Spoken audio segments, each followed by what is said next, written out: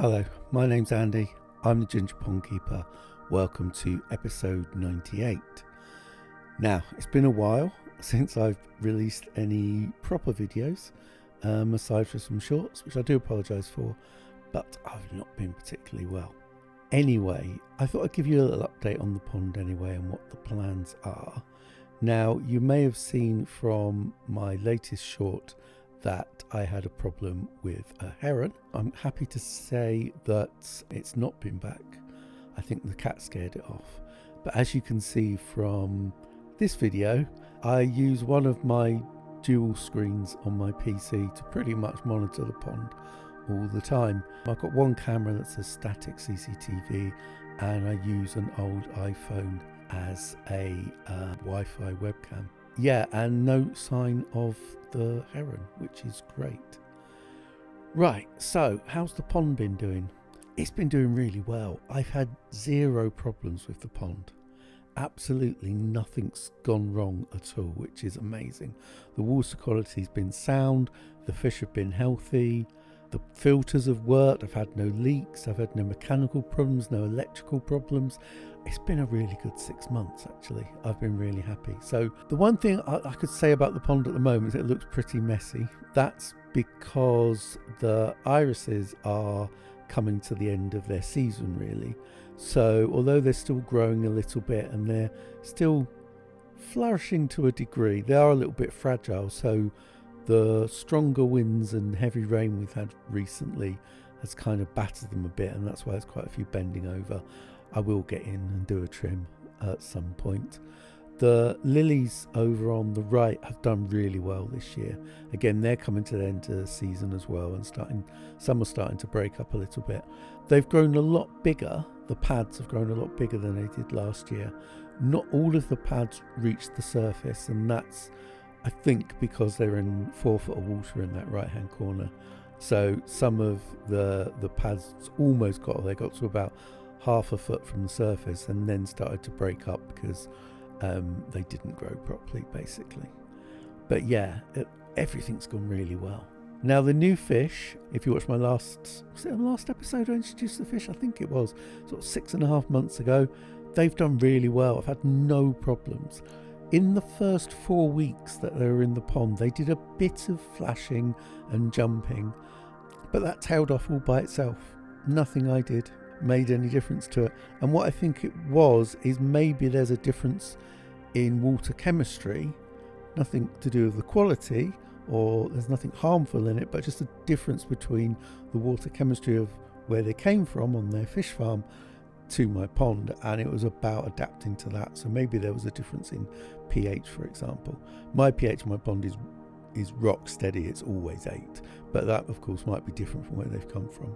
But since then, apart from one tiny little jump in 6.5 months, and as I said, I keep an eye on the pond a lot, either because I'm out there or I'm watching via the cameras.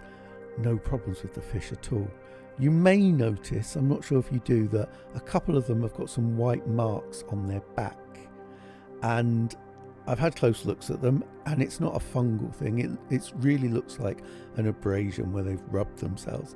And what I think it is they feed very competitively. They're very eager, and again, you might have seen from a couple of the shorts I've uploaded.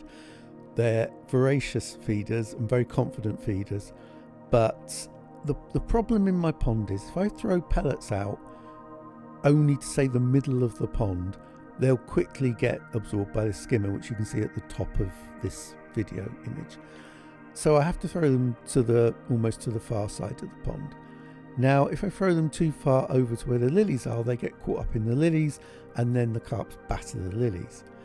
Anywhere else in the pond, and because of how the water flows on the surface, at least in the pond, they'll end up under that plant at the bottom of the image that grows out across the pond. And the branches, as it were, of that plant are quite hard. And I think as the fish are competing for food and fighting to get food off the surface underneath that plant, they're scraping themselves or banging themselves in that plant, which I think makes sense because they haven't got any of these white marks anywhere else in their body. It's all across their back or the top of their head. So other than that, they're doing really well. Now I have took one out and measured it, and I'll show you the results towards the end of this video. I didn't get them all out. They all look pretty much the same. They were all bang on 37 centimeters when I put them in the pond. So we will see how that goes, and I'll let you know at the end. As for the rest of the garden, well, as you can probably see, I've made a few changes. I said in my last video that I put in some paving slabs along the back fence to prevent otters getting in the garden, and touch wood, no sign of otters. I also gave the back fence a new coat of paint, and also painted the filter shed black, and also put some black, what are actually privacy screens, along the side fences. And that's really because I wanted them black as well, but because it's really hard to paint the kind of fences I've got without paint leaking into the other side, I didn't want to have messy fences for the neighbours, so I put privacy screens up instead. Now the other big change I've made is I did have wood chip along the outside, which is along the left of this picture, and I've changed that to grass because basically keeping wood chip tidy, especially picking leaves up off it, is a nightmare, and it's actually a lot easier to do that from grass, and it's quite cheap and easy to put in place as well. And the other change I've made is I have got gravel all around the pond, and again that's a pain with leaves and it's not that nice to walk on, so I've started laying brick pavers around the pond, and I've done all of the left side and the front, although I will be redoing the front because that was the first bit I did, and I've never laid pavers of any sort, and obviously you get better as you go along, so I think I might relay them because I think I can do a better job. And then over the next hopefully 6 months or so, I'll get round to doing the other side as well. So yeah, that's my pond and garden, and it's looking all right. As I said, I've had no problems with the pond this year. It's been kind of amazing actually to have a problem-free pond. I must say the rudd are doing fine. I haven't got any video to show you of the rudd. They're doing fine. I think they've probably grown another inch, I would say, from this time last year, and they're kind of getting to the point where they need more food than just the natural food and algae etc they can find in the pond. So that may be something I address next year, and also I need to address that there's too many of them for the pond. So once they start getting to 4 to 5 to 6 inches, that's too many for this pond, because it's around, I think, 42 of them.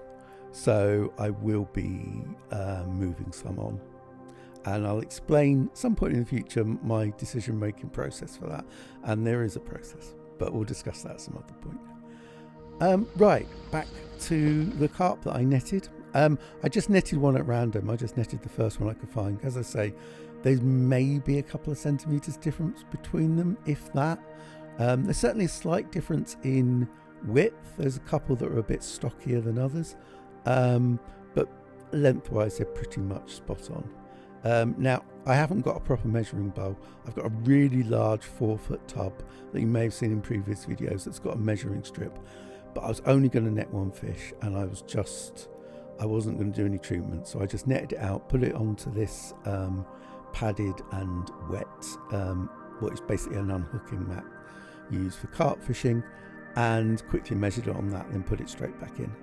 And right, so they were 37 centimeters when they went in the pond, and this one was just under 46 centimeters, which I think is pretty good growth. So that's in 6.5 months. I mean, obviously it's the 6.5 months with the most growth you'd expect from a fish in this country. So yeah, I think that's done pretty well. I think 47 centimeters is good growth. So that's, 46 centimeters. So that's around 9 centimeters growth, which is about a quarter. So it's put on about 25% of its size, which I think is pretty good going. As for plans for the pond, as I said, next year I might have to think about reducing the numbers of rudd. I am getting another carp. I've got it on order, and it'll be coming at some point this winter. And it's a 3 summer carp. The carp I've currently got a 2 summer carp, which I got last year, so it's technically the same age, near enough, as the carp I've got. So it'll be interesting to see whether there's any difference in size between them, and whether the carp in my pond have grown more than the carp on the fish farm. I would guess that it's going to be nearer 50 to 55 centimetres, so I think it's probably bigger. Anyway, we shall see when it comes. As for the pond and the filters, I'm not really going to do anything to them next year. They're working fine. If I start to have problems with ammonia and nitrate, as I have more fish in there, I might address it, but everything's going really well. So I'm going to leave well alone next year and just hopefully sort my garden out, finish that, and then just enjoy my pond and my garden and my fish. Right then, I hope you enjoyed that update. I will, as I say, I will be releasing a video going through some of my autumn winter prep. But yeah, that is this one finished. So thank you very much for watching. Please like and subscribe, and I'll see you next time.